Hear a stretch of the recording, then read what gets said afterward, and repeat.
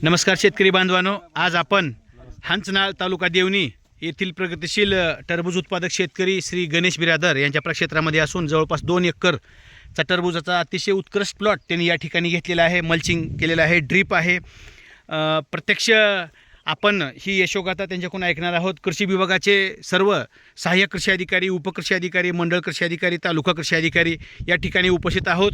पूर्ण तालुका कृषी कार्यालयाचा स्टाफच कृषीवारी शेतकऱ्याच्या दारी या ठिकाणी आलेली आहे असं म्हणता येईल. तर गणेशराव नमस्कार. राम राम. पुढे या, थोडं मोठ्यानं बोलावं लागते.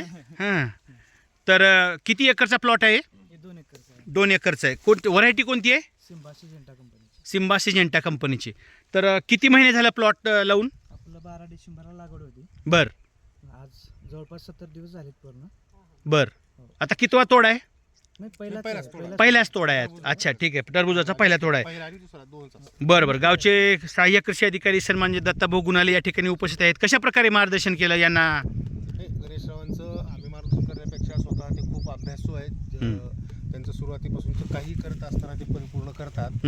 आणि साधारणतः 2 एकर 80 आरवर हा प्लॉट आहे. 5 फुटावरती बेड आहे आणि मल्चिंग केलेली आहे.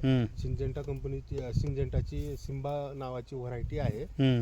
सगळ्यात महत्वाचं म्हणजे शेतकऱ्यासाठी एक वैशिष्ट्य की गणेशरावांच्या हा प्लॉट मध्ये एका वेळेला किमान 4 किलोपासून ते 5.5 ते 6 किलो पर्यंत 4 तरी फळं आहेत.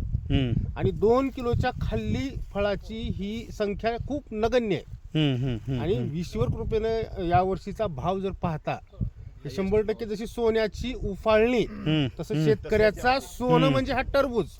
त्या बाबतीत उफाळणी घेऊन शेतकऱ्याची आर्थिक समृद्धी एवढी छान झालेली आहे. त्या बाबतीत गणेशरावांना शुभेच्छा. तर तुम्ही ही संकल्पना कुठून घेतली गणेशराव पहिल्यांदा? मी गेल्या वर्षी थोडंफार प्रमाणात केलं होतं.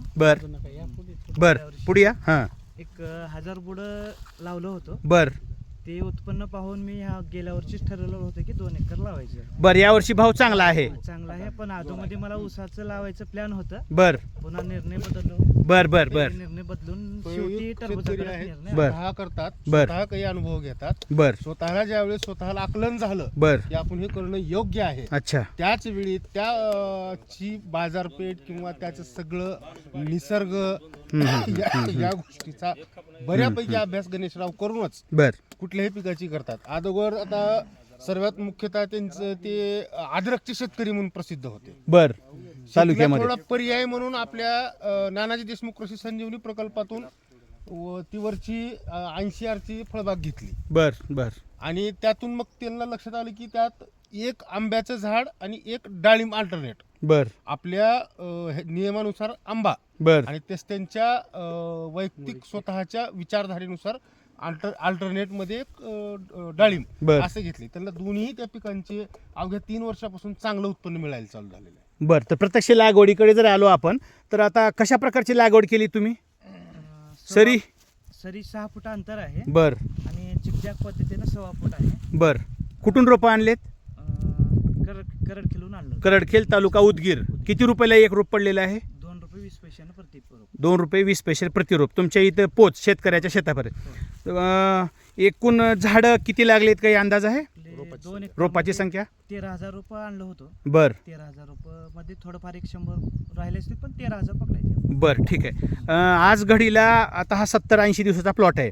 सध्या विक्री चालू झालेली आहे. विक्रीबाबत काय म्हणाल? आपला काल सौदा झालाय. हां, सौदा झालाय 22 रुपये प्रति किलो. कुठले व्यापारी आहेत? व्यापारी आपले इथं नांदेड जिल्ह्यातले आहेत. मार्केटिंगच्या विषयी तुम्ही फोन केलात का? काही वेगळं सांगाल या ठिकाणी? मार्केटिंग कशी केल्यात टरबूजाची? मार्केटिंग म्हणजे व्यापारी आहेत, बर. व्यापाऱ्याशी कॉन्टॅक्ट केलो. हां, त्याने आपलं फ्लॅट बघितले. हां. चांगल्या पद्धतीने त्याने चांगला आहे म्हणून भाव पण योग्य दिलेत. आपण का भाव लागले आता? कसं भाव, कशी 22 विक्री? रुपये प्रति किलो. 22 रुपये प्रति किलो. काल सौदा झालाय आपला. बर. त्यांचा बयाना घेऊन आपण पुढलं खत वगैरे जे लाल व्हायचं ते सोडण्याची प्रक्रिया केली आहे. बरं बरं, ठीक आहे. तर 22 रुपये प्रति किलो म्हणजे आता अंदाजे आता किती टनाकडे आहे वाटचाल अंदाजे तुमची? आपली कमीत कमी अपेक्षा 30 टन होईल. 30 टनाची आहे. पण चांगला माल होईल. बर बर. बाकी जे 2 किलो ओव्हरऑल 45 टनापर्यंत माल होईल. 45 टन. 45 टनापर्यंत माल होईल. पण त्या व्यापाऱ्याला जो लागतो 2 किलो पासून प्लस पुढला माल, अच्छा, 35 टन होईल. आणि जो राहिलेला 10 टन माल आहे तो आपल्याला लोकल बाजारात विकावा लागेल. काय गणित, आर्थिक गणित जर लावायचं म्हणलं तर 30 टन गुणिले 22च्या ऐवजी 20 रुपये धरलो तर किती होते? 30 गुणिले 3 दुनी 6 लाख, 6-7 लाखाच्या आसपास 6-7 लाखाच्या आसपास. पुष्कळ झाले एवढे. लाख 80 दिवसामध्ये 80 गुंठ्यामध्ये 8 लाख रुपये. लागवड खर्च किती आहे? लागवड खर्च प्लास्टिक मल्चिंगचा साधारणतः हा खर्च आहे 14,000 रुपये बर आणि रोपांचे आहेत 25,000 35,000 रुपये. बर आणि खत आणि लागवडीचं मजुरी वगैरे धरलं बर सगळाच 80,000 ते 1 लाख रुपये खर्च आहे. बर बर ठीक आहे.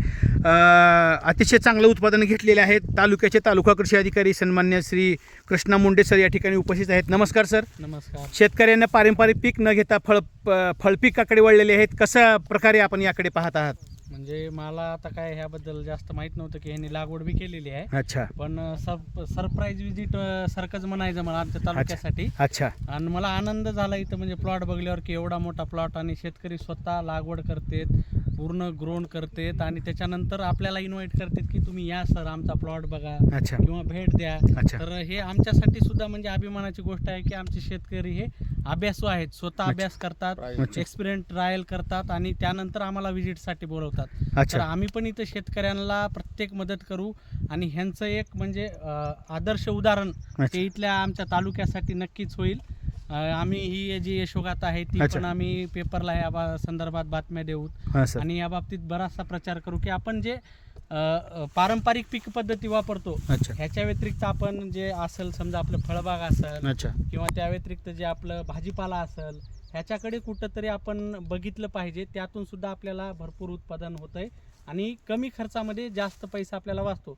जसं की आता आपण यांच्याकडूनच ऐकलं की 1 लाख खर्च झाला पण आज चांगला भाव भेटला तर यांनी 6 लाख रुपये उत्पन्न काढले जवळपास. हम्म. तर म्हणजे तुम्हाला 2 एकरामध्ये 5 लाख रुपये उत्पादन वाटतंय. तर सोयाबीनमध्ये हे एवढं उत्पादन आपल्याला पॉसिबल नसतंय 2 एकरामध्ये. हा. आणि कालावधी त्यात पण आणखी कमी. हा कालावधी फक्त 80 दिवसाचा, सोयाबीनचा कालावधी पूर्ण 4 महिन्याचा कालावधी असतोय. त्यामध्ये ह्याच्यामध्ये खर्च कमी. हां तुम्हाला हे करत असताना फक्त कीड असेल, त्यानंतर पाणी व्यवस्थापन असेल, त्यानंतर तुमचं खत व्यवस्थापन असेल, ह्या 3 बाबी अतिशय काळजीपूर्वक कराव्या लागतात जे की आपल्याला जे पारंपरिक पिकामध्ये जास्त प्रमाणात आपण करत नाही. हो. त्या बाबतीत थोडंसं आपण मार्गदर्शन घेतलं पाहिजे. जसं की आमचे सहाय्यक कृषी अधिकारी गुणाले साहेब यांनी जसं शेतकऱ्यांना मार्गदर्शन केलं किंवा त्यांनी संपर्कात राहिले त्यांच्या, तशा प्रकारे मी आवाहन करतो की प्रत्येक शेतकऱ्यांना आपण काहीतरी वेगळं करत असताना नक्कीच कृषी विभागाच्या संपर्कात या, त्यासंबंधी मार्गदर्शन घ्या. तुम्हाला पण त्याचा फायदा होईल, आम्हाला पण काहीतरी नवीन तुम्ही काय करताय त्या संदर्भात माहिती होईल. मी ह्या केलेल्या कामाबद्दल ह्यांना खरंच म्हणजे ह्यांचं अभिनंदन करतो माझ्या सर्व कृषी विभागातर्फे आणि असंच यांनी प्रगती करत राहावी आणि आम्हाला नेहमी त्यांच्या प्लॉटवर विजिट देण्याची वेळ यावी अशी अपेक्षा करतो. हो सर. खरं तर तालुका कृषी कार्यालयातील सर्व स्टाफ या ठिकाणी आलेला आहे. खऱ्या अर्थाने शेतकऱ्याचा खरा सन्मान तोच आहे. या ठिकाणी गणेश बिरादार गाव हंचनाळ तालुका देवणी यांच्या प्रक्षेत्राला सर्वांनी एक वेळ तरी भेट द्यावी अशी अपेक्षा करतो. थांबतो. जय हिंद. धन्यवाद.